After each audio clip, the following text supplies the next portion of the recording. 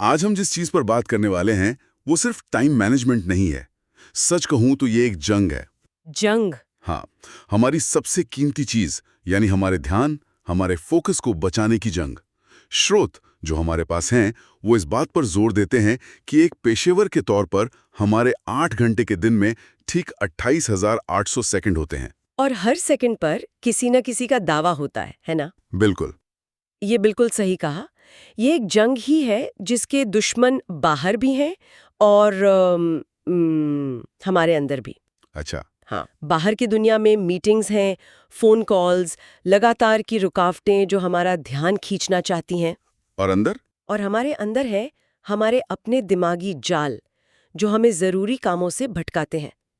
तो आज के स्रोत हमें इस जंग को लड़ने के लिए कुछ बहुत ही ठोस हथियार और रणनीतियां देते हैं। तो चलिए फिर इस जंग के मैदान में उतरते हैं। लेखक अपनी एक कहानी से शुरुआत करते हैं जो 1986 की है। हाँ, जब वो 15 लोगों की एक सॉफ्टवेयर टीम को मैनेज कर रहे थे। और उनका दिन मतलब पूरी तरह से अराजकता में बीतता था। फोन बज रहे हैं, लोग केबिन में आ जा रहे हैं, अचानक मीटिंग्स हो रही हैं।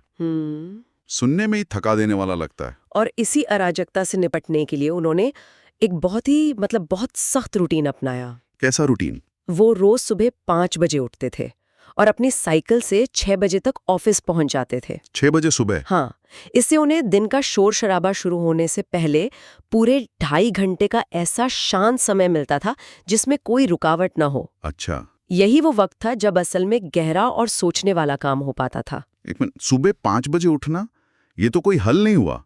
मतलब लेखक ये कह रहे हैं कि ऑफिस का माहौल इतना खराब था कि उन्हें अपना काम करने के लिए दिन शुरू होने से पहले आना पड़ता था। हाँ, ये तो सिस्टम की समस्या ज्यादा लगती है, किसी एक व्यक्ति की नहीं। आपकी बात में दम है और शायद लेखक भी इस बात को समझते थे। उनकी रणनीति असल में इस हकीकत को स्वीकार करने पर आधारित थी। मतलब उन्होंने पूरे 8 घंटे को कंट्रोल करने की कोशिश ही नहीं की। उन्हें पता था कि ये नामुमकिन है। तो फिर इसके बजाय उन्होंने अपने दिन को 2 हिस्सों में बांट दिया। एक वो जिसे वो कंट्रोल कर सकते थे और दूसरा वो जिसे अराजकता के हवाले करना ही था। अच्छा, ये दिलचस्प है। तो वो सुबह के उन 2.5-3 घंटों को कैसे इस्तेमाल करते थे? वो अपने बोर्ड पर सुबह 9 बजे तक का शेड्यूल 15-15 मिनट के छोटे छोटे हिस्सों में लिखते थे। 15 मिनट? हाँ, और फिर वो किसी तानाशाह की तरह उस शेड्यूल का पालन करते थे।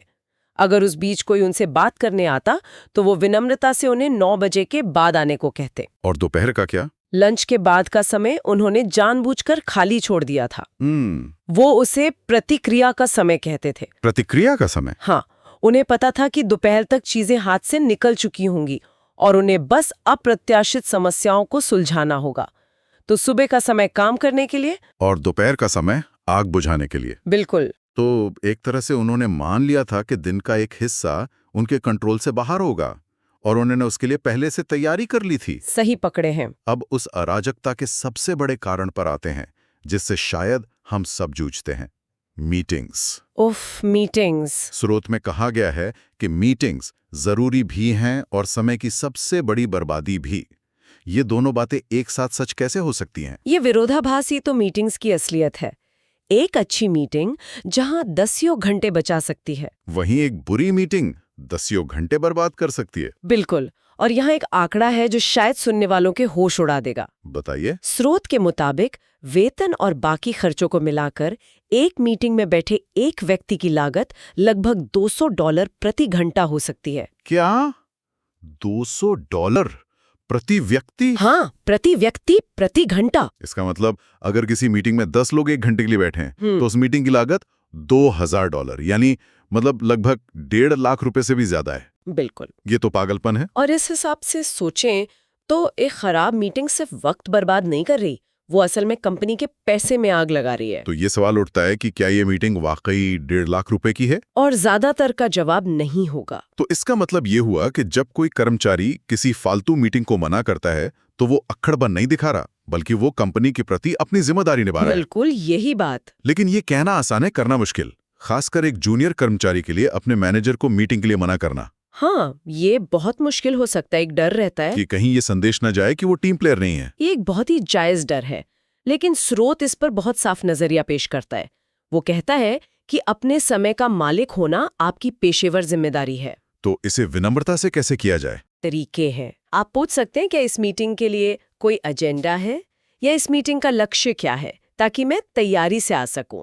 अच्छा। अगर कोई एजेंडा या लक्ष्य नहीं है तो आपका मीटिंग में ना जाना ही सही है। एक अच्छा मैनेजर आपके समय की कीमत समझेगा। और अगर आप मीटिंग में चले गए और वहां जाके एहसास हुआ कि ये तो समय की बर्बादी है, हाँ, ऐसा भी होता है, कि चर्चा भटक गई है या आपके मतलब की बात ही नहीं हो रही, तो विनम्रता से उस मीटिंग को छोड़ देना भी एक पेशेवर रवैया है। आपको बस एक सही मौके का इंतजार करना है और कहना है, लगता है इस चर्चा के लिए मेरी यहाँ जरूरत नहीं है, अगर आप लोगों को ऐतराज ना हो तो क्या मैं जाकर अपना काम पूरा कर सकता हूँ। ज्यादातर लोग समझ जाएंगे, है ना? बिल्कुल। चुपचाप बैठकर मन ही मन कुढ़ते रहना सबसे बुरा विकल्प है। मीटिंग से जुड़ा एक और बहुत ही अनोखा कॉन्सेप्ट स्रोत में है, जिसे लेखक फोकस मन्ना कहते हैं। फोकस मन्ना। ये नाम सुनते ही मुझे किसी वीडियो गेम की याद आ गई, जैसे कोई जादुई शक्ति होती है। और ये तुलना एकदम सटीक है। जैसे वीडियो गेम्स में मन्ना एक जादुई ऊर्जा होती है जो मंत्र पढ़ने के काम आती है और वो सीमित होती है। हाँ, खत्म हो जाती है। वैसे ही हमारा फोकस या ध्यान देने की क्षमता भी एक सीमित और कीमती संसाधन है। तो ये कोई आध्यात्मिक चीज नहीं है? नहीं, बिल्कुल नहीं। ये एक वास्तविक एहसास है। लेखक कहते हैं कि वो महसूस कर सकते हैं कि उनका फोकस मन्ना कब ज्यादा है और कम। अच्छा। जब ये ज्यादा होता है तब बेहतरीन काम होता है, जब ये खत्म हो जाता है तो आप छोटी छोटी गलतियां करने लगते हैं। ये फोकस मन्ना वाली बात मुझे बहुत अच्छी लगी। मैं इसे पूरी तरह महसूस कर सकता हूँ। कुछ दिन ऐसे होते हैं जब आप घंटों तक किसी काम में डूब सकते हैं, और कुछ दिन ऐसे कि आप एक ईमेल भी ठीक से नहीं लिख पाते। बिल्कुल। तो कौन सी चीजें इस मन्ना को खत्म करती हैं? मीटिंग्स तो यकीनन एक होंगी। मीटिंग्स तो सबसे बड़े मन्ना वैम्पायर हैं, खासकर वो जिनमें बहुत बहस या तनाव हो। और लेकिन लिस्ट यहीं खत्म नहीं होती। चिंताएं, ध्यान भटकाने वाली चीजें, सब कुछ। पिछली रात की लड़ाई, सुबह गाड़ी पर लगा डेंट, कोई बिल जिसे आप भरना भूल गए, ये सब आपके फोकस मना को चुपके से चूस लेते हैं। हाँ, आप काम पर बैठे हैं लेकिन आपका दिमाग कहीं और उलझा हुआ है। नतीजा, जीरो प्रोडक्टिविटी। ये एक बहुत जरूरी बात है। हम अक्सर सोचते हैं कि काम पर सिर्फ काम की चीजें असर डालती हैं, लेकिन हमारी निजी जिंदगी का तनाव भी हमारे काम करने की क्षमता को सीधे तौर पर खत्म कर देता है। बिल्कुल। तो सवाल यह है कि जब ये मन्ना खत्म हो जाए तो इसे रिचार्ज कैसे किया जाए? सबसे अच्छा और सबसे असरदार तरीका है नींद। लेखक का कहना है कि 7 घंटे की अच्छी नींद उन्हें पूरे 8 घंटे का फोकस मन्ना दे सकती है। और कैफीन, कॉफी? कैफीन भी मदद कर सकती है, लेकिन वो एक दो-धारी तलवार है। थोड़ी कैफीन फोकस बढ़ा सकती है, लेकिन ज्यादा कैफीन आपको गलत चीजों पर हाइपर फोकस करवा सकती है। इसके अलावा डीफोकसिंग का भी जिक्र है, मतलब ध्यान हटाने की प्रक्रिया। हाँ, जैसे टहलना, दोस्तों से बात करना। लेकिन एक और दिलचस्प तरीका बताया गया है, मसल फोकस। ये क्या है? ये बहुत आकर्षक कॉन्सेप्ट है। इसमें शारीरिक व्यायाम जैसे बाइक चलाना, मार्शल आर्ट्स या योग शामिल है। अच्छा। इन गतिविधियों में भी फोकस की जरूरत होती है, लेकिन ये एक अलग तरह का शारीरिक फोकस होता है, बौद्धिक नहीं। और किसी तरह ये शारीरिक फोकस हमारे मानसिक फोकस को रिचार्ज करने में मदद करता है। ये तो कमाल है। हाँ, लेखक अपना उदाहरण देते हैं कि जब उनका दिमाग पूरी तरह थक जाता है तो वो 1-2 घंटे के लिए बाइक चलाने निकल जाते हैं और वापस आने पर उनकी मानसिक ऊर्जा का स्तर फिर से बढ़ जाता है। तो मन्ना को रिचार्ज करना एक बात है, लेकिन उसे फिजूल खर्ची से बचाना शायद ज्यादा जरूरी है। बिल्कुल। यहीं पर एक बहुत ही सरल तकनीक काम आती है, जिसे लेखक मजाक में टोमेटो यानी टमाटर कहते हैं। ये पोमोडोरो टेक्निक है ना? हाँ, और ये सुनने में जितनी सरल है, काम में उतनी ही असरदार। आप बस 25 मिनट का टाइमर सेट करते हैं। सिर्फ 25 मिनट? हाँ, और खुद से वादा करते हैं कि इस दौरान आप सिर्फ एक काम पर फोकस करेंगे। कोई फोन नहीं, कोई ईमेल नहीं, कोई सोशल मीडिया नहीं। और अगर कोई सहकर्मी आ जाए तो आप विनम्रता से कहते हैं कि आप 25 मिनट बाद बात कर सकते हैं। टाइमर बजने पर आप 5 मिनट का ब्रेक लेते हैं और हर 4 टमाटर के बाद एक लंबा ब्रेक। इसका सबसे बड़ा फायदा क्या है? ये तो बस टाइमर लगाकर काम करने जैसा ही है। इसका सबसे बड़ा फायदा मनोवैज्ञानिक है।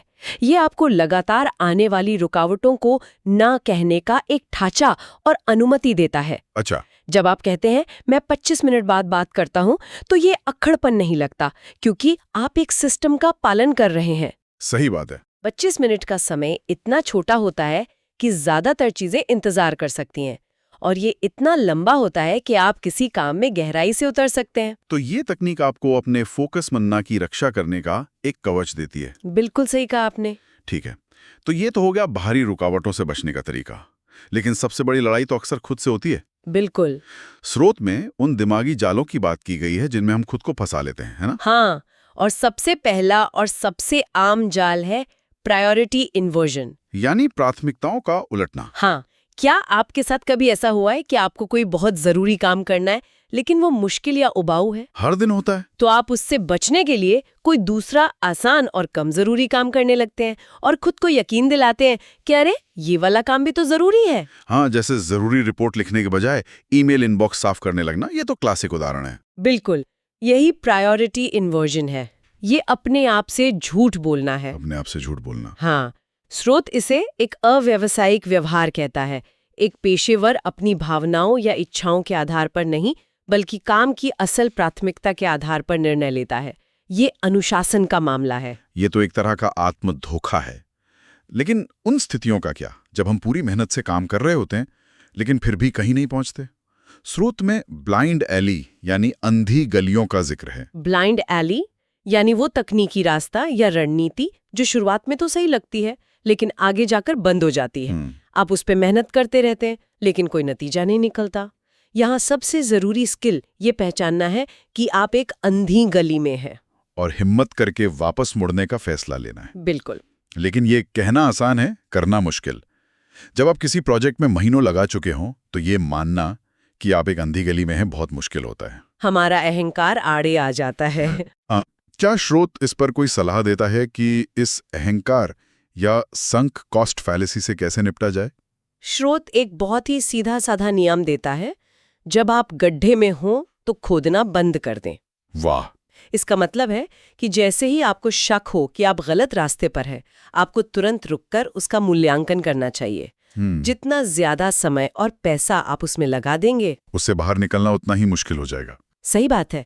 एक पेशेवर की पहचान ये नहीं है कि वो गलती नहीं करता, बल्कि ये है कि वो अपनी गलती को कितनी जल्दी पहचान कर उसे सुधारता है। और फिर आती हैं दलदल, जो स्रोत के अनुसार अंधी गलियों से भी बदतर हैं। हाँ, ये कैसे हो सकता है?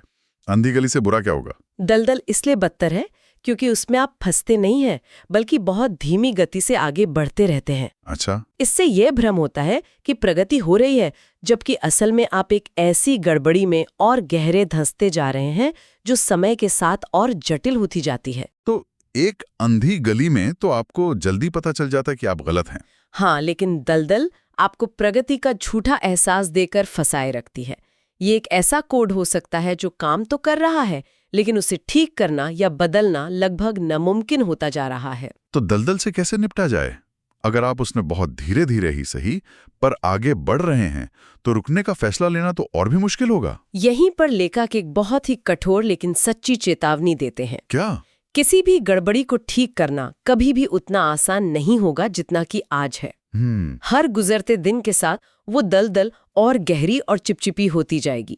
इसलिए जैसे ही आपको एहसास हो कि आप एक दलदल में हैं, आपको उसे तुरंत ठीक करने के लिए हर संभव प्रयास करना चाहिए। उसे बाद के लिए टालना सबसे खराब फैसला है। सबसे खराब। तो इन सब का क्या मतलब है? इन सारी कहानियों, तकनीकों और चेतावनियों को एक साथ देखें तो ऐसा लगता है कि एक पेशेवर होना सिर्फ कोड लिखने या अपना काम करने के बारे में नहीं है। नहीं, ये इस बारे में ज्यादा है कि आप कैसे काम करते हैं या अपने काम करने के तरीके के बारे में सोचना है। बिल्कुल। एक पेशेवर अपने साधनों का विशेषज्ञ होता है और हमारे सबसे कीमती साधन है हमारा समय और हमारा ध्यान। समय और फोकस का प्रबंधन करना एक सक्रिय प्रक्रिया है। ये अपने आप नहीं होता। ये अपनी प्राथमिकताओं के प्रति ईमानदार रहने, प्रायोरिटी इन्वर्जन जैसे जालों से बचने और दलदल जैसी समस्याओं को देखते ही उन्हें हल करने के बारे में है। हाँ, ये अपने दिमाग का CEO बनने जैसा है। ये एक सिपाही की तरह अपने समय और फोकस की पहरेदारी करने जैसा है। बिल्कुल। और ये हमें एक बहुत जरूरी सवाल पर छोड़ जाता है। हमने काम से जुड़े मना वैम्पायर्स की बात की, मीटिंग्स, चिंताएं, रुकावटें। हाँ, पर हमारी निजी जिंदगी का क्या? सोचने वाली बात यह है कि हमारे काम के अलावा हमारी निजी जिंदगी की कौन कौन सी आदतें हैं। जैसे वो अंतहीन सोशल मीडिया स्क्रॉलिंग, वो देर रात तक देखी जाने वाली वेब सीरीज, या वो नकारात्मक खबरें जिन्हें हम लगातार पढ़ते रहते हैं। क्या ये सब भी चुपके से हमारा कीमती मन्ना नहीं चूस रहे और हमें अगले दिन की लड़ाई के लिए और भी कमजोर नहीं बना रहे?